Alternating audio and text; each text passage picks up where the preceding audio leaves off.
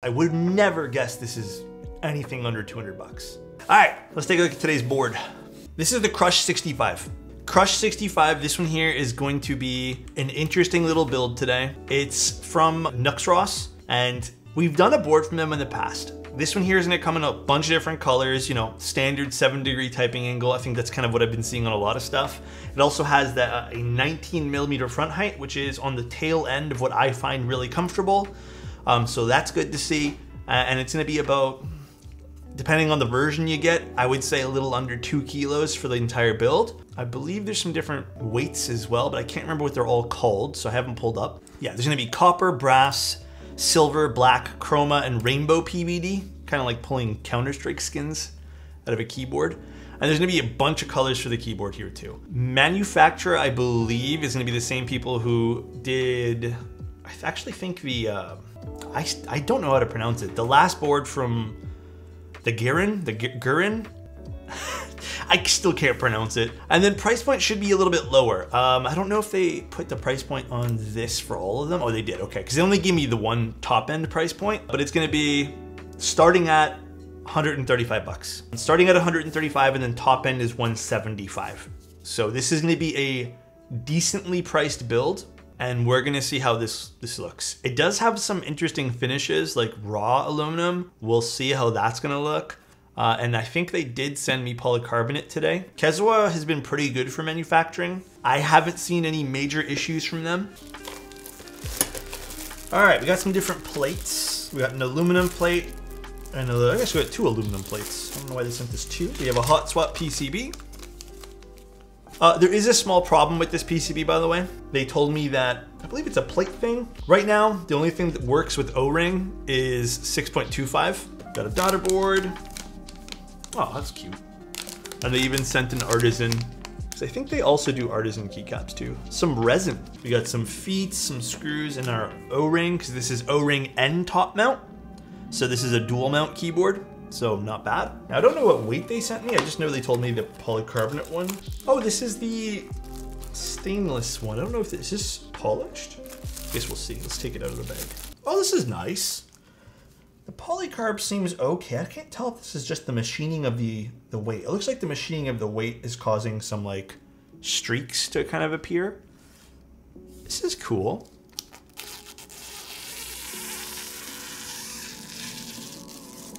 Okay, this is really good quality. Dude, this is legit a mirror. This is really good quality, as you guys can see by my camera focusing on itself. This is very nice. I personally would prefer the brass or copper. This has some heft to it. Okay, it says Krush here on the bottom. This is a pretty nice side profile. I can see what they meant by the kind of this hook, but so many keyboards do this, so I don't think this looks like anything. This is quite nice. I enjoy this side profile. It's a box on wedge, just so you can see the weight. Yeah, this is really, really pretty. And then obviously the polycarbonate version looks fantastic. Bezel wise, we actually have some, I'd say these are pretty thin bezels. Not the thinnest bezel I've seen, but this is nice looking. I enjoy personally, it's a preference thing, mind you. I enjoy that. I am noticing right away though, the weight is supported by Phillips. Looks like it's all Phillips screws for the weight. I personally don't care for Phillips. Perhaps that's a mention that I have to put in there, but it is supported by 6 screws the weight, because this is a gigantic weight, so better than just having 4 on the corners. And it looks like, I like what they did here. The channel kind of runs through. It is a very deep channel. That is very deep for the wire, so that's really nice. And then we have the post standoffs for the O-ring, and you can kind of see, again, this is the polycarb version, so it's a little tough to see here, but you can see those little holes. That's for the top mount, so you can actually see where the screw threads are, these things. So optional top mount, and it looks like threaded inserts. Can we get a round of applause for threaded inserts? Let's see if the PCB has lights. It looks like it does. It does. PCB indeed does have RGB. The quality of the PVD looks really good too. This is the back of it, by the way. The little logo for the brand is over there. Very good PVD on this. I would say 9 out of 10, just because there's a little scratch in it. Do I have to chop away this PCB? I do. Still don't love when people make me do this, but hey, it is what it is, I guess.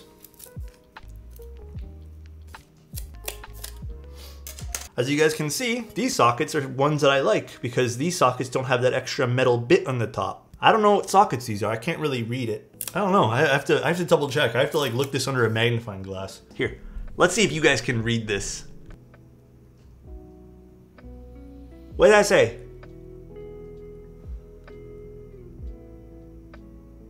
Jersey? What are Jersey sockets? I've never heard of that. Have you? Jersey switches. Oh yeah, they're a switch menu. Interesting, I had no idea. I've never used one of their switches before. Well, also something to consider. I don't know the quality of these sockets, but can't imagine them being bad. So we are gonna be building this in 6.25U today.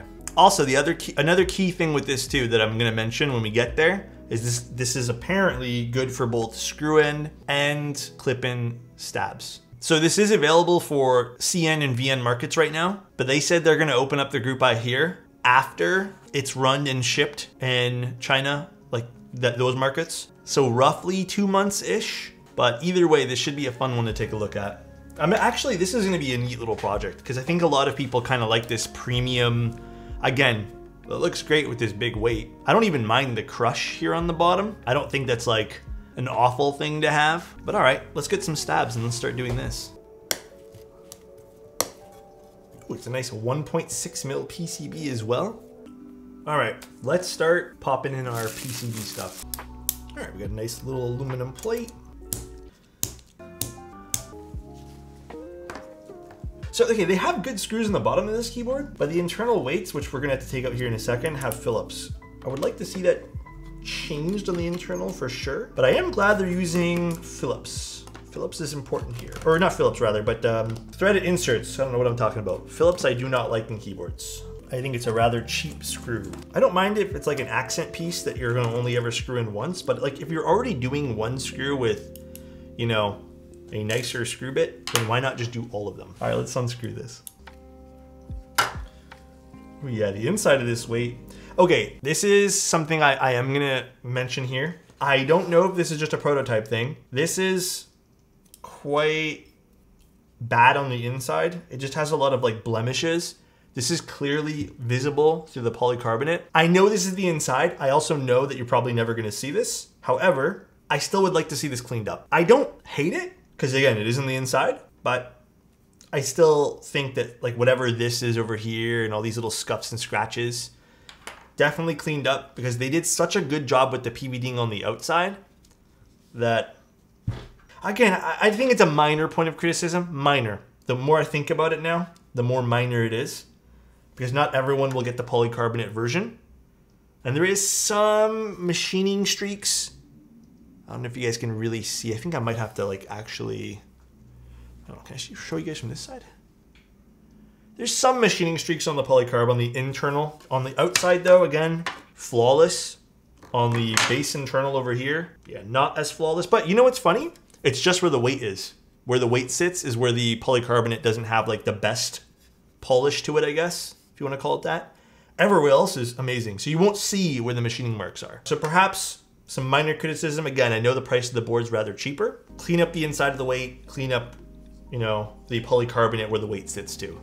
That's it. It's gonna start at 135. So I'm not like super mad about what's going on here because you're not gonna, you know, you're not gonna like see these parts of the board. But just as if I had to give some criticism regardless of price point, I would say that, yeah, this makes a lot of sense to still tell you that this needs to be worked on.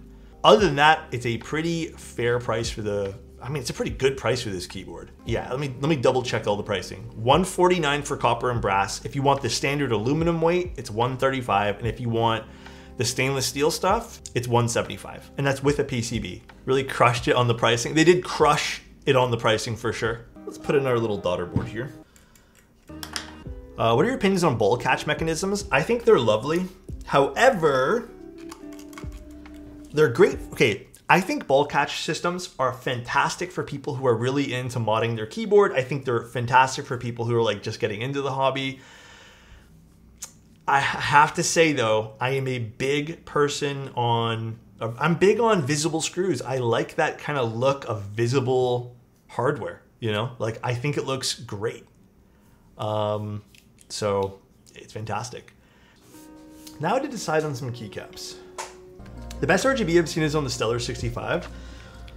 Stellar has really good RGB and the Boulder has really good RGB. I think those are the brightest RGB boards I've ever seen. And then another board that's pretty insane for RGB, I think too, is actually not so much insane. It's very well diffused, is the Tofu. The Tofu is very well diffused.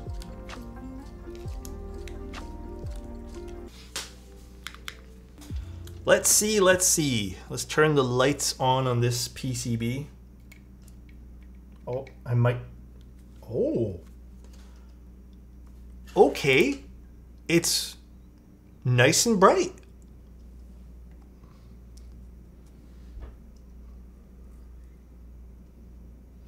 It's a little tight with this particular cable, by the way. So the chunkier connector here, the chunkier connector is a little tight on this, but it's nice and bright.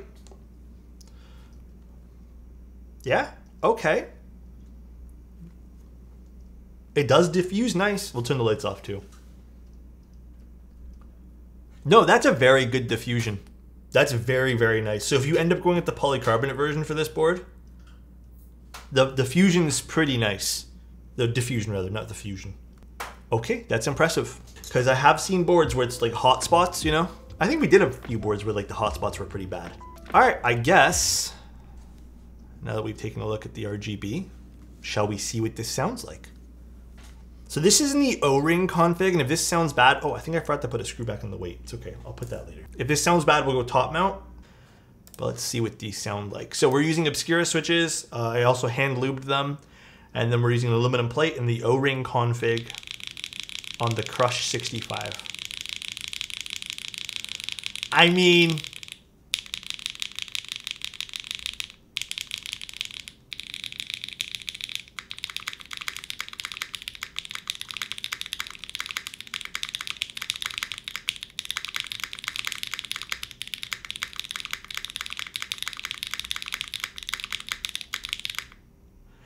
the alphas are very bright. I probably wouldn't use any other plate. I probably would stick with aluminum on this. I think they're offering other plates. I don't think I would personally go with other plates here, unless you go top mount. Bauer's a very different sound profile than this.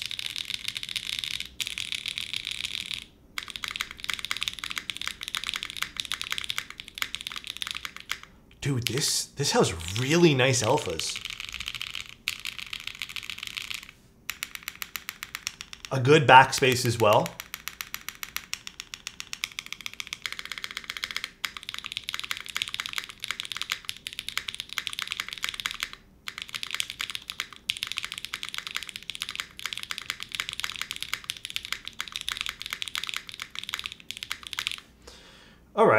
All right, okay, so let's talk about this. Visually, the board's pretty simple on the front here. It does have a gorgeous side profile, as you guys saw, with that big chunk of PVD'd weight here too. PVDing was great on the outside. I think the flaws of this board, if you want to even call it anything like a flaw, I would change out the Phillips screws on the weight. I would change the Phillips screws even on the daughter board. I would just get rid of Phillips screws here. I don't understand why they're, I mean, I get it. You probably will only ever have to unscrew it one time ever, but I would still get rid of it. Very minor. Another, I would say this is a little bit more than minor, but not quite, you know, not quite a big deal. As you saw earlier, the inside of the board, the polycarbonate at least, I don't know if this will be a thing on the aluminum ones. The polycarb where the weight sits isn't the best CNC, like you can see machine streaks. And then also the inside of the weight, again, not visible at all with this board, is a little bit, not that great. But for 135 bucks, I don't think I mind this at all. And here's a side profile with the lights on. My fingerprints are all over the PVDing. Ignore that. It is a nice side profile. It does look pretty nice. Let's zoom in a little bit here. It's quite pretty. Very good. Even if this, I think the polycarbonate one will fall under the 130. Actually, technically this version would be 175, the one with the stainless weight. But you would go with, if you go with copper, this version would be 145. If you end up going with the aluminum bottom, if you don't want the heavier keyboard, then it would be $135. So I think if they consider the polycarbonate to just be one of the options, this should be $145 for this, or sorry, $175 for this option. But again, I would just go with copper. I wouldn't personally go with PVDing myself. Some people probably love PVDing. I'm not a big fan personally. Either way, for the price point they're asking for this, Kezawa, as the manufacturer, they've done good stuff. I can't complain at all. Look at the diffusion there. That's great. Kezawa's been doing great in terms of manufacturing keyboards. Gotta give it to them. The design of the board's simple, and it works for this though. It does give me like premium. Like I do like the way this looks. I would never guess this is anything under 200 bucks. Yeah, Kezawa. Kezawa is the manufacturer, I guess you can call it, the machine. And then this is designed by Nuxroskb. So Nos has done some pretty cool stuff in the past. Yeah, they've also done the Garen. They've done a whole bunch of boards. I think I've done a crap ton of the Kezawa stuff lately.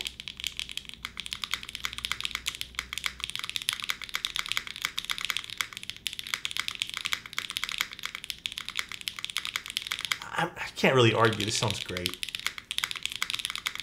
I'm curious. I'm going to swap the spacebar switch. I like the spacebar, but if I can get this to sound a little poppier, then this might be a board that sits on my desk for the next little bit.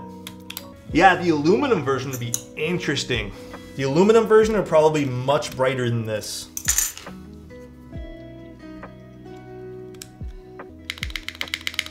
Ooh.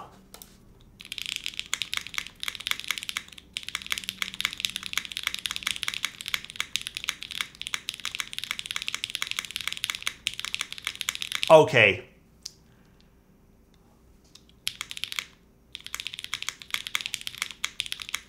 This might be a keeper with the Mixie in it.